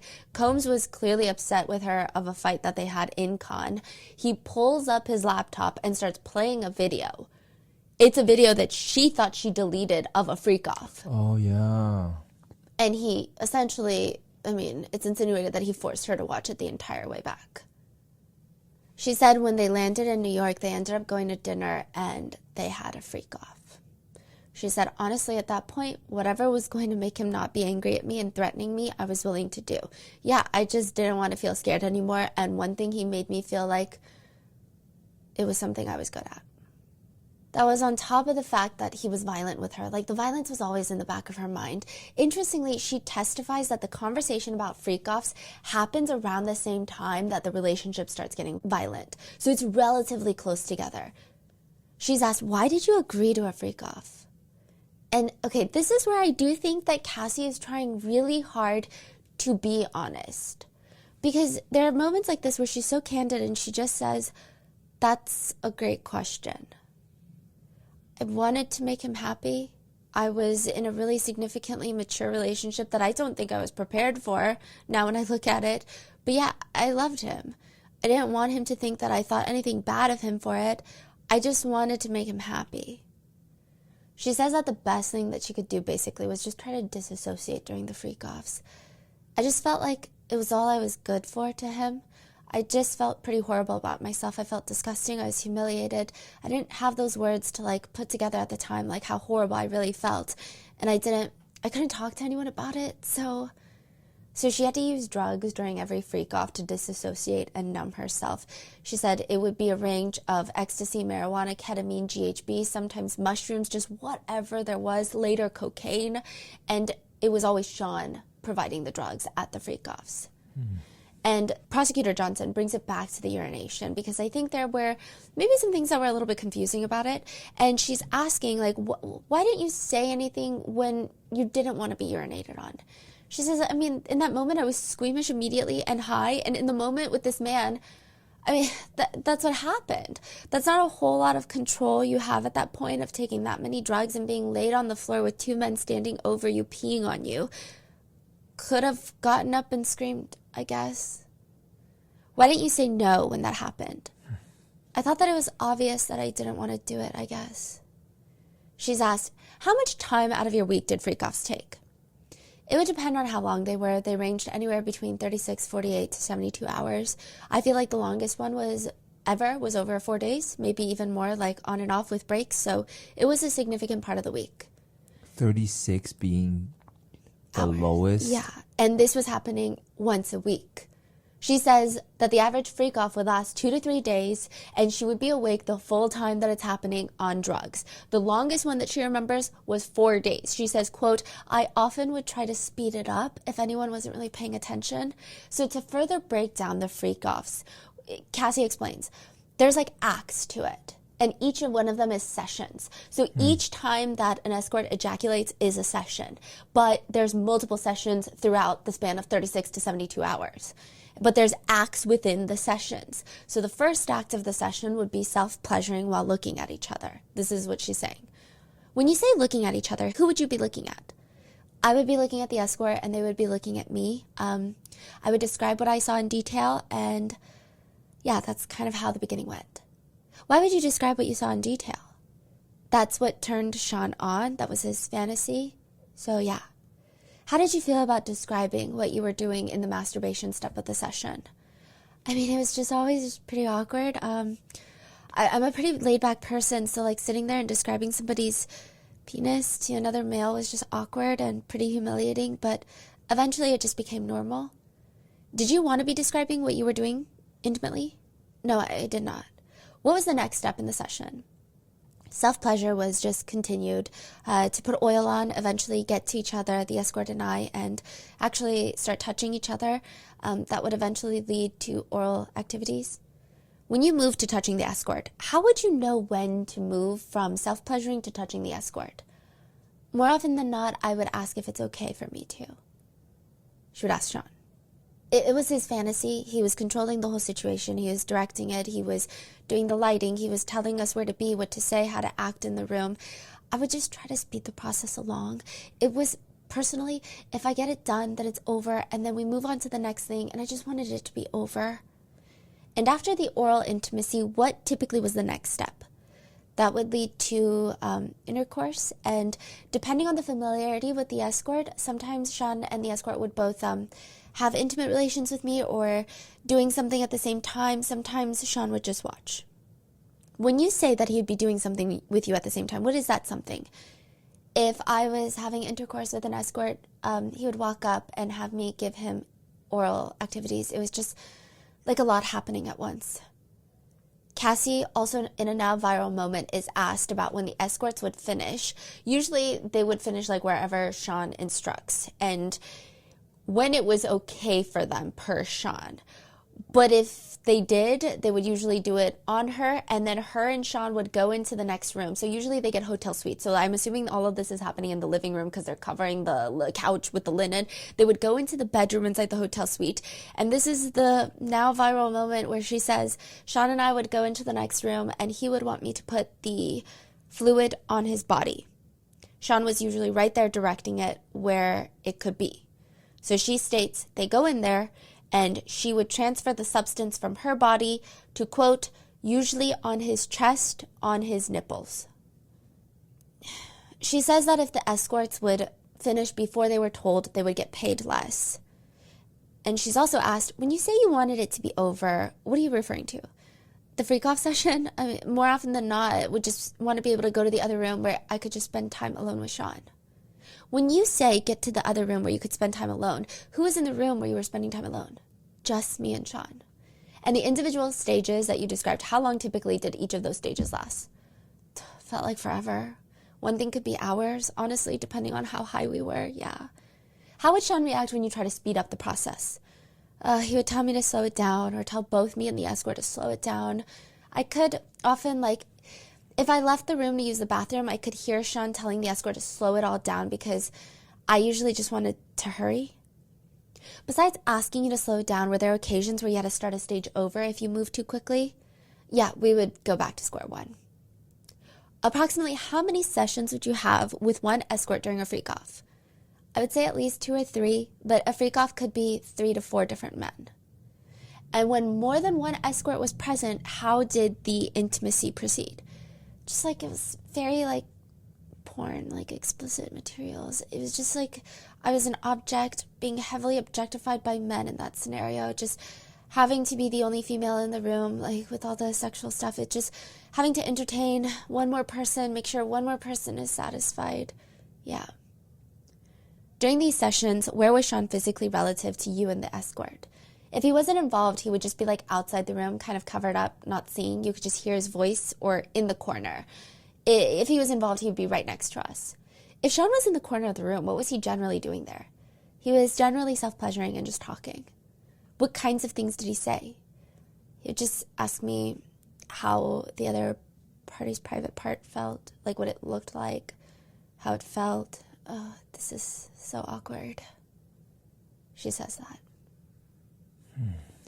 Sometimes if he wasn't in the room, he would quote, there was a couple of occasions where he said he wanted to watch from a different room, where he would set up my phone, and his phone would be on FaceTime so he could watch while he wasn't present in the actual room. So I was still expected to do the same thing even though he wasn't there. She says that if he actually left though and they weren't on FaceTime, everything would stop. She's I don't want to do this. Get off of me, basically. So it's clear it's a performance for him. Yeah.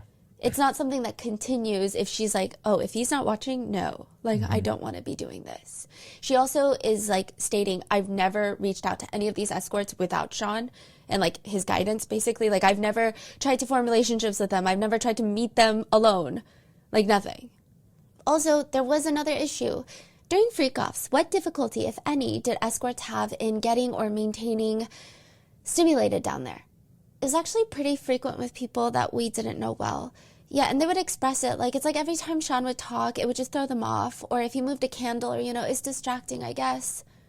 What did Sean do when escorts were having trouble with maintaining stimulation down there? He would give them a pep talk. A pep talk? What does that mean? Like, you got this? Yeah. Yeah. Were there any occasions where Sean offered the escorts drugs like Viagra?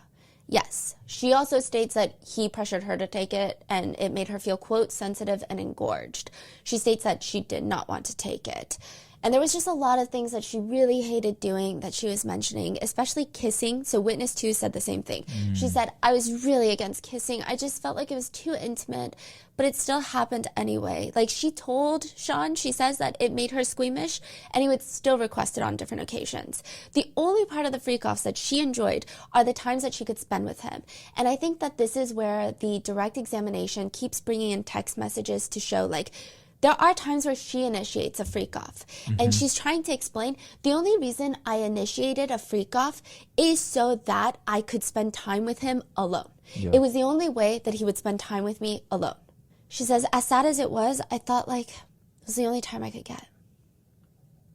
She said, I definitely brought up not wanting to do freak-offs, but gently, because I didn't want to make him upset or angry with me for even sharing it, but I just treaded lightly when I would bring it up. Sometimes I would email him about it like I didn't want to. I just didn't want anything to happen. When you say you didn't want anything bad to happen, what do you mean by that? Violent? But also him just being like, okay, well, I'll just find somebody else to do it with. Like, when you really care about somebody and you're in love with them, you don't want to disappoint them, so...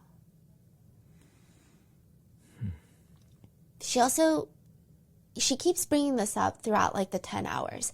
She just keeps saying she never wanted him to feel embarrassed or like made fun of or insecure about his fantasies. Yeah. Yeah. Which is interesting because witness 2 also testified he didn't like being looked in the eye. So it seems like, I don't know, there's like a lot of people have been psychoanalyzing some of the stuff. I don't think I'm qualified, but I will say it's probably very complicated. Some people are even speculating if there were any sort of childhood incidents that would have led to this. I've seen a lot of that online. I truly don't know. I don't know if any of that is going to be revealed during the next 7 weeks, but it is very interesting, I would say. As a result of freak-offs, what, if any, medical issues did you experience?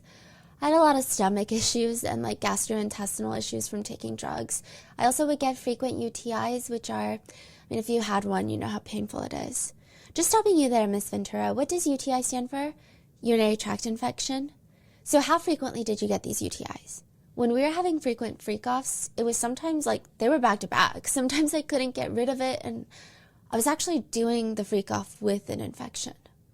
She says it was very painful. It varied.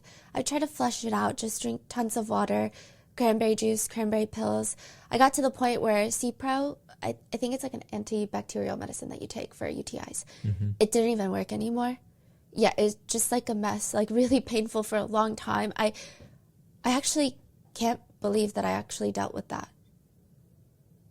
How did you feel to have sex while you had a UTI? Horrible. It's the most uncomfortable burning. I wouldn't advise it. There's text messages entered into evidence where Combs is asking Cassie about her vocals, and she says, they're good. I have all these sores on my tongue, so it's kind of uncomfortable, and I think I have another UTI. How's your day? Cassie explains her text to the jury. She says, occasionally I would get sores on my tongue from the freak-offs, the taking drugs, substances, and just friction in my mouth. What was the friction in your mouth from? From oral activities, also having my mouth on things where there was oil and Astroglide and lubricants. How did the mouth sores you would get feel? Just stinging and uncomfortable. Combs texts Cassie back. I'm good. Shit. Need you to go to the doc. How's Cassie's like energy or demeanor during this whole or most of this? I don't know how she did it. I don't know how she did it. I mean, I saw my sister when she was pregnant twice.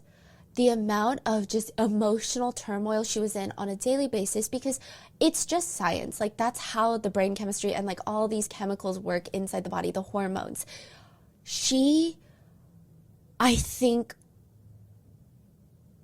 I don't know how she did it.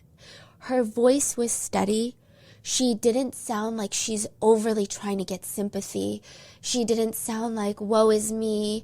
She didn't sound angry. She just sounded like, I'm about to tell you guys genuinely how I felt, and that's all I can do at this point. Like, that's the feeling I got. It didn't even feel like she was trying to convince the jury of one thing or another. It just felt like, I am going to answer the questions as honestly as possible. And there would be moments where she would be asked a question and she would start her answer, and then she would say, I'm sorry, could you repeat the question? And so I heard some people saying, maybe it's pregnancy brain, right? But when I was watching her answering a lot of these questions, it felt like she, in certain questions, maybe went back to that time period. And then I don't know if maybe she's having flashbacks. I mean, physically, she doesn't look like, oh my God, I'm so traumatized. But it just was interesting. Like, it seemed like she was in the moment. There were also other times where, I don't know why this like made me so sad.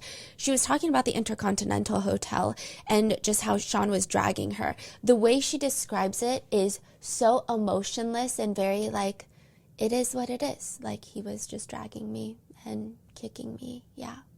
Like, it's very like, it is what it is. That is what happened. I would say there's a lot of times throughout where her voice shakes or she grabs a tissue, but there's twice when she gets very emotional. One is in the direct and one is actually in the cross, or like the redirect. But she said, I had PTSD episodes. I know Sean was concerned that I was having seizures, sleepwalking quite a bit. In my mind, my body was telling me that I needed to just chill out. A text message thread from June 15, 2013 is entered into evidence. In it, Cassie texts Combs, your sex makes me high. No, like literally, I feel like I took a painkiller, LOL. During your relationship with Sean, who did you want to have intimate relations with? I wanted to have intimate relations with him. Did you want to have intimate relations with escorts? No. But after that, Combs responds back in the text, dope, I was thinking about a freak off, but I need to be focused. She responds, LOL, I've been thinking about one too. We were pretty focused last time, just has to be the right people or person. She says that this just was the normal way to respond when he brings up freak-offs. She never wanted him to think that she didn't want to do it. Approximately how many freak-offs in total did you have with Sean? It's impossible to know. Hundreds? Wow. She says that, yeah, the violence, the blackmail is also scary, but she just desperately wanted to be loved by him. She says her voice is relatively the same throughout the direct, like I said, but maybe it's the word that she uses, and I don't know if maybe I just like relate to it for some odd reason. She said, I really fell in love with him. I traveled with him everywhere. I was in the studio. I was just like a little shadow. Cassie says immediately on dating, Combs just starts ripping into her appearance. She says he would say anything from, I look too Mexican with my hair like that, to, I needed to have my nails done a certain way. I mean, he would clown my chipped nail polish and dirty sneakers. That was like a thing, but appearance was very important to him. My appearance, it varied on what he wanted me to dress like, depending on what was going on. Some days he would want me to be really sexy and be his woman, and then other days, I could be on my tomboy looks and stuff like that, but he was very involved in it. You mentioned your nails earlier. How did Sean say he wanted your nails to look? He preferred them to be white. So I know some of you guys didn't get the context when I said Tenny Garagos, the lead defense attorney, had white nail polish on. And I do think that Nicole Westmoreland, if I'm not mistaken, either it's like a baby pink or it's white. They've got white nail polish. Mm-hmm. She says he preferred them being white from the beginning of our relationship. They just always had to be done for sure. But specifically during the freak-offs, like white or French tip. In the lawsuit, she states that the white, he liked the contrast from usually the black male body parts. What else, if anything, did Sean say he wanted you to do with your physical appearance? I mean, we had discussions about breast implants and just tons of conversations about my body. There'd be comments about working out or just like keeping my shape a certain way when there wasn't much there to begin with. So with her 10-album deal with Bad Boy Records, Cassie says, and this is clearly verifiable, she only releases one album, and even from a public perspective, her career, she was on a high with Me and You, and then she gets signed with Bad Boy Records. She says it feels intentional. She feels like every day she was just doing busy work that would keep her in the studio. She's making hundreds of songs. None of them are getting released. It's like he's stalling her career. He's making her full-time job freak-offs. She's saying music wouldn't come out, but also I would get a lot of opportunities that I would come through that I was told not to participate in, be it a modeling campaign, which was something that I actually did before music, or a runway show. Those are things I just had to say no to, and Sean advised her to say no. So this is just stalling her entire career. I mean, she's even asked very candidly in the direct, why did you not release another album during this time? And she just leans into the mic and she goes, "You're asking me?" Cassie testifies one of Combs' managers, who is also managing her, told her that he's managing her with one hand tied behind his back. The manager couldn't do anything about it. Yeah. So her whole life is just preparing for a freak-off, doing her nails, getting a wax, getting a tan, getting all the supplies, the baby oil, getting the hotel, finding the escort, making sure that Sean approves them, then participating in the freak-off, and then recovering from the freak-off. I mean, that's a whole week. And this lasted like more than a decade. Yeah. And there are public figures that's actually being seen all the time, but nobody knew for a decade. There were actually like gossip columns that called her a gold digger. They made it seem like, oh, she was an aspiring musician, got with a billionaire, and then is now just living the good life. She said emotionally after the freak off, she would just feel really gross and really empty. And so she would just take lots of opioids because, quote, I didn't want to feel what was actually going on in my mind, in my real life, in real time. It was just an escape for me. And it's just crazy that she's on the stand testifying, and there would be, like I said, Combs would have different reactions. Sometimes he's like glasses on, staring at the evidence screen. Sometimes he's like jotting down like he's doing math homework. Sometimes he's just stoic like a statue, leaned back, watching her. Other times he's turning around and mouthing to his mom, "I love you." Which, side note, Janice Combs has an intense vibe, like I said earlier. She's tiny, terrifying, but the whole time that Cassie is testifying, or a good chunk of it, she's leaned forward, elbows on her knees, intently staring at Cassie, listening to every word. And you know, I heard a lot of public say, like, I'm just saying, my mom, no matter how much she supports me, I don't think she could hear stuff like that. She would be crying. Something would happen. She can't just be like staring down the person on the stand. Mm-hmm. Cassie talks about how even on her birthday, he forced her into a freak off, which she really begged not to, but it didn't work. And then there were other things that he forced her to do. There is about 10 minutes from the Las Vegas Strip, there's a very distinct green-hued building in a strip mall. It looks like it could be a PetSmart, but it's green, emerald green. It looks like an arcade. It's 18,000 square feet. Once you walk in, there's like a menu board. Sunday through Thursday, couples, $70. Weekends, $80. Single males, $92 to $120. Single females, $26. No open-toed shoes, no athletic wear. You must be 18 to enter. Once you get inside, there's like a few interesting rooms. The most interesting being called the shadow room, where you just see silhouettes of people moving and doing things. It is one of the older, more well-known sex clubs in Las Vegas called the Green Door. Cassie testifies that she was taken to these sex clubs, and sometimes they would bring escorts, and he would also watch at these clubs, and she just did not want to be there at all. Like, at all. Oh, and then another point that I thought was important was, this is what I mean by I feel like she's candid. Like, I feel like she's trying to be very honest. There's this point where she talks about how one of the escorts, Jules, comes to the club with them, and she's asked, did you want to have intimate relations with Jules? And she said, no, not at the club, no. Did you want to have intimate relations with Jules ever? And she goes, no, no. And like her laugh is kind of confusing at first. But then she explains, Jules, like, within all of it, was like a safe place. I saw him a lot. We actually had our own friendship.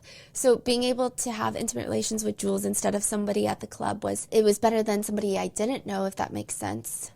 But I think the way like she even answers no, it's like when you talk about your best guy friend, it's like, oh, no. Like, whoa.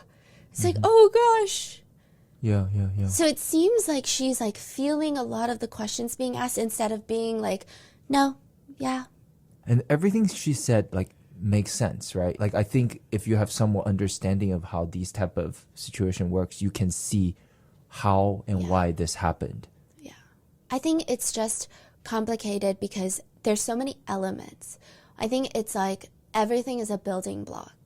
It's the age gap, it's when they met, it's the power dynamic. It's like everything is a building block. And when you only take out one building block and say, hey, look, it's like obviously. And I was even thinking like she started, you know, they met 19 and then the freak off started when she was 22. And then every single time she was completely drugged up for days on end. Yes.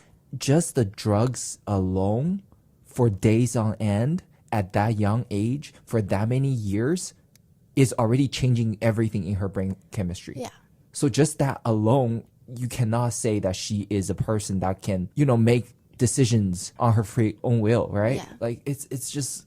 I did see some comments echoing that sentiment. I saw a lot of people on Reddit talking about technically they believe, right, and it's not really up to us, it's up to the jurors, but they believe that's like a good point for sex trafficking because a lot of sex traffickers will actually get their victims addicted to drugs and make them feel like they need to take these drugs so that they can get through the forced work, the trafficking, if you will.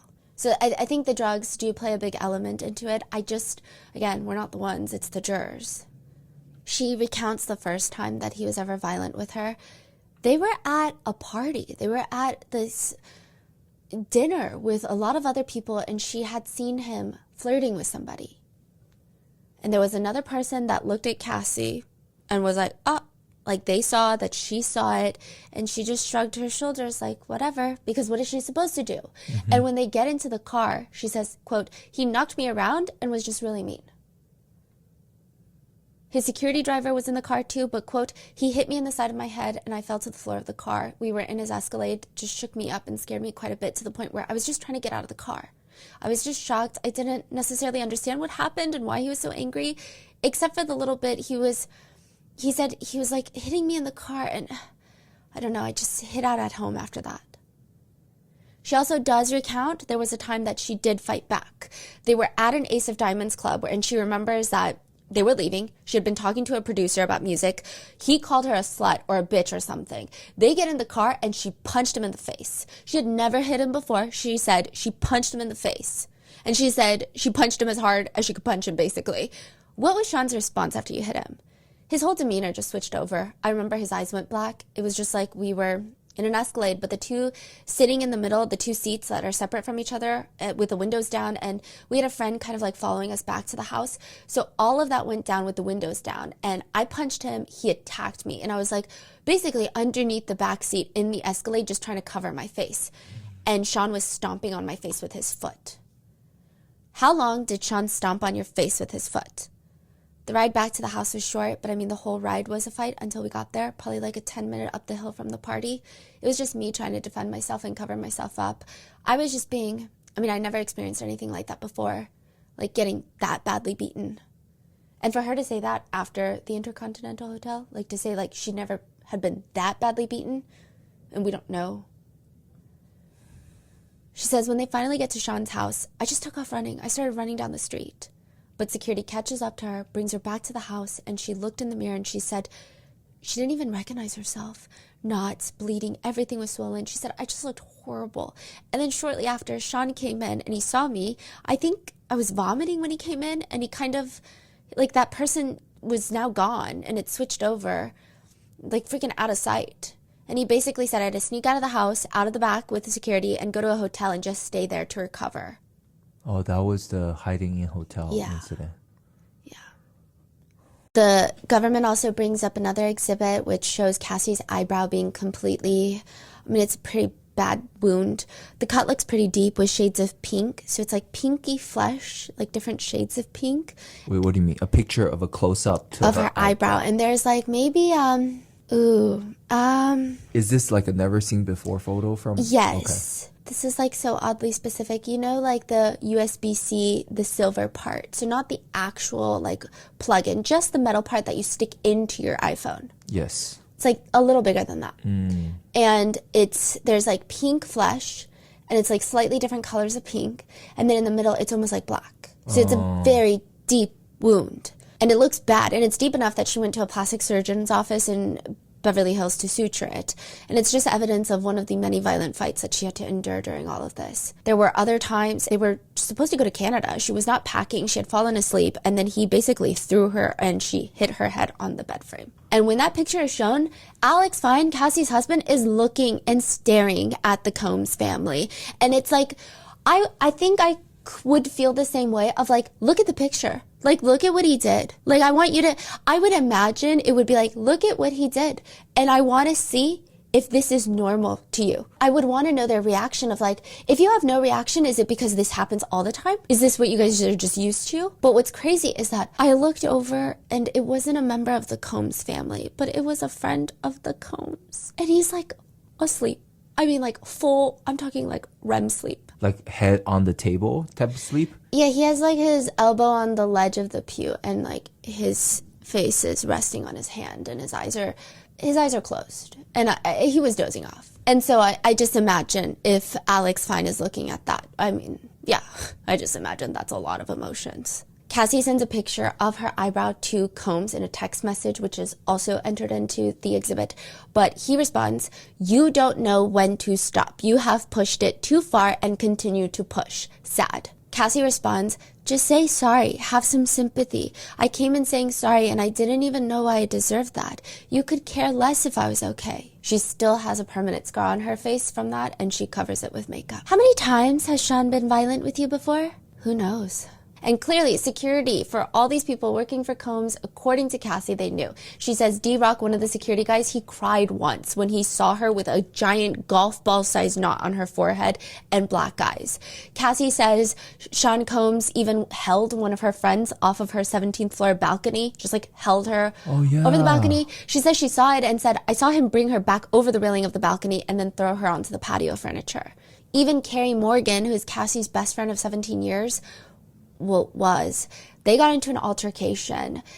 Sean Combs allegedly hit Carrie Morgan on the head with a wooden hanger, and Carrie Morgan and Cassie had a falling out because of that. And so it's just like, Cassie's testifying that everything in her life is controlled by him. He would rent her homes near his home. They would barge in anytime she's not answering the phone. It was just everything. If he was upset with her, he would take away her car. He would take away her jewelry, her gifts, which she doesn't even care about. She said it was just very random. But the worst thing that he took away was, quote, my self-confidence. I mean, just physical things are physical things. But at that point, to me, the physical things didn't really matter. I really just wanted his approval. She said, I mean, the greatest and most complicated and greatest examples are the abuse because, like, I also felt at certain times when I knew that it wasn't even about me. And yeah, like, make the wrong face, and the next thing I knew, I was getting hit in the face. It was like, if I wasn't smiling at him the way he wanted, if I just looked a certain way that he didn't like, maybe I was a brat or something, like, he would let me know I need to fix my face or watch my mouth. Those were the things that were said in our relationship quite often. Fix your face, watch your mouth, or you have a slick mouth. Now, there was another exhibit that was entered in by the government, which is a text message between Sean Combs and Cassie, where he says he's just asking for another freak off. And Cassie responds, "That is all we do, and I'm just getting back on track. I'm sure you can call Kim or something." Oh, Kim Porter? Yeah, so that was a moment where I feel like there was a lot insinuated, but not a lot proven or explained. Uh-huh. Oh, they didn't dive more into it. Mm-hmm. She said, "I'm sure you can call Kim or something." Mm-hmm. And we don't know what Sean said. Okay. I mean, I think he just bypassed it. But like I'm saying, there was not a lot confirmed in the sense of like, okay, there were allegations by certain bodyguards and people that were speaking out to the media that were inside sources and close sources of the Combs family and team. And they had mentioned that perhaps Kim was also part, whether willing or unwilling, to these activities. So that text message was interesting. But eventually, August of 2018, the two finally do break up. Cassie just couldn't do it anymore, and they finally have a closure dinner in Malibu. Cassie was already seeing her husband at the time, Alex. They were no longer dating, her and Sean. This was just closure, and it was nice. She said he was just being really nice, playful, laughing, kind of romantic vibes, sort of. But we were just normal, laughing. It ended with him bringing me home, and yeah, that was it. We went inside, went in the living room. He came in, pretty usual, nothing weird, and then he raped me in my living room floor. How did you physically react when Combs raped you? I just remember crying and saying no, but it was very fast, so. What, if anything, did you observe about Sean's physical appearance? Just like black eyes. I kind of said that before, just wasn't himself. The laughing and like all the things that were happening before that was not there, and it was just like somebody taking something from you just without. You said that you cried. What did he do when you cried? He continued. I don't even know if he noticed, honestly. He continued, finished, and then he got up and left. After the R word in your living room, were you intimate with Sean again? I was, once more, but by choice. Can you explain to the jury why you agreed to see him again after the assault? We've been together for over 10 years. Like, you don't just turn feelings off that way. We were very connected at that point still.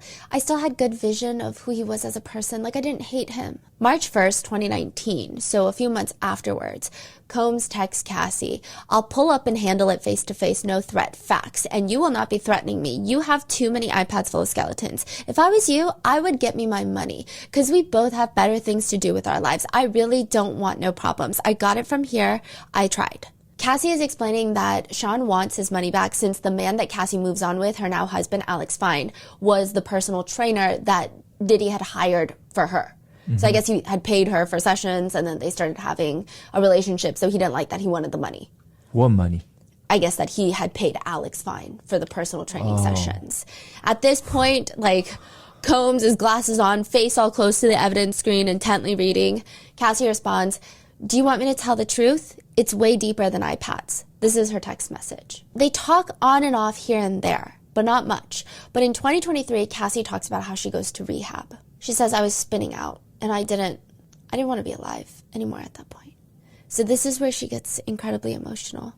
I was actually shooting a music video with another artist, and I just kept having these horrible flashbacks. And after the video shoot, I went home, and it was like super, super late, and my kids were asleep. My husband was there, and I just remember telling him, like, you can do this without me. Like, you don't need me here anymore, right? And like, while she's explaining this, Combs is just elbow on his chair, kind of touching his chin.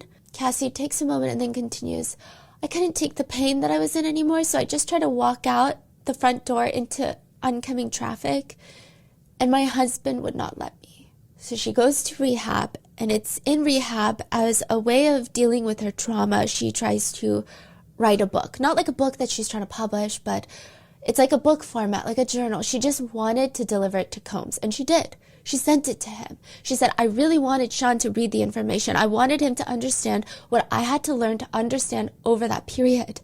Why did you want Sean to read the book? Because I don't think that he understood. I don't think after all those years of begging for like sorries and just for him to actually recognize the pain that he put me through, like I just wanted him to understand.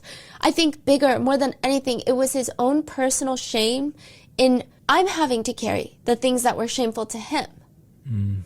What were those things? The sexual part, the freak-offs, like I took on a lot of the responsibility of that I never should have. He brought the concept to me when I was 22, and I would do absolutely anything for him, and I did. And it never stopped our whole relationship, and it was expected of me, and it made me feel horrible about myself, and I couldn't get it out. I couldn't face him with it. I was always so numb because that's what I chose to do to get through it. Cassie tries to get Combs the book. Eventually, Combs' assistant, Christina Coram, I think that she's going to testify. I'm going to be so real. I think so. But she gets back to Cassie and is like, yeah, no one's really taking it seriously. I don't even know if he's going to read it. So the prosecutor asks, so other than wanting Sean to read your book, what else, if anything, did you want from Sean?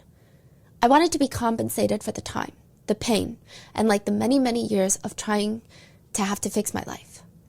What, if any, price did you have for the rights of your book? 30 million. Can you explain to the jury how you came up with that figure? I really didn't do any research. I just picked a number that I felt like would alert him. November of 2023, Cassie files a lawsuit against Combs, and within 24 hours, she settles for $20 million. This was speculated but confirmed during her testimony. She has no more pending lawsuits actively against Combs or anyone else relating to her relationship with Combs, at least as of the day of testifying. However, in the next episode, a huge topic of conversation is that it appears that maybe a pending lawsuit had wrapped up within the past month. Without telling me about any discussions with your lawyers, why are you testifying at this trial? I can't carry this anymore. I can't carry the shame, the guilt, the way I was guided to treat people like they were disposable. What's right is right and what's wrong is wrong, and I'm here to do the right thing.